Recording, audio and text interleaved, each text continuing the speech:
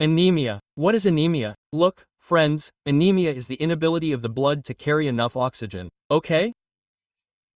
Our RBCs in the blood carry oxygen. Okay, but what happens due to some reason? Some problem arises in those RBCs due to which they cannot carry oxygen. Okay? The inability of the blood to carry enough oxygen is called anemia. Okay, now, what could that problem be? It could be due to the production of low and defective erythrocytes. Either RBCs are being produced in low numbers or defective ones. If they are being produced, then it is fine, or the other reason could be due to blood loss and hemolysis. Okay? Blood loss means that either there is too little blood in our body or there is hemolysis. Hemolysis means that there is too much destruction of RBCs in the body. Okay? So, what are the signs and symptoms of anemia? How do you know if someone is suffering from anemia?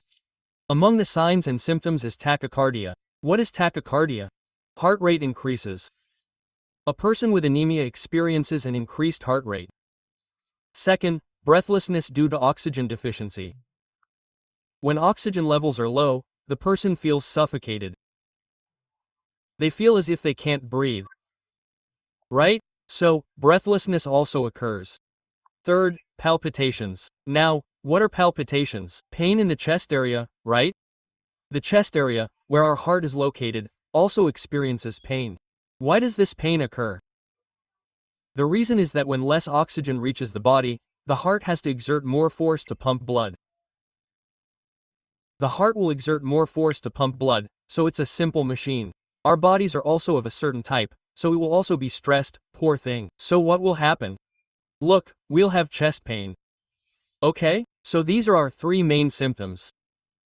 Now let's discuss the different types of anemia. Okay?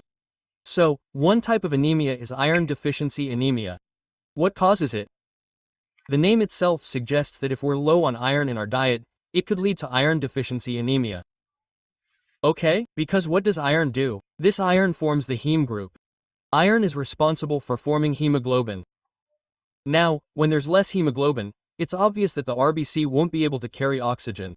Because, hemoglobin is the only thing that carries oxygen in RBCs. If we talk about the structure of hemoglobin in RBCs, it's hemoglobin that carries oxygen. The second type is our precious anemia. This precious anemia occurs due to a deficiency of vitamin B12. Okay? The third is aplastic anemia. What causes this? It's caused by bone marrow failure.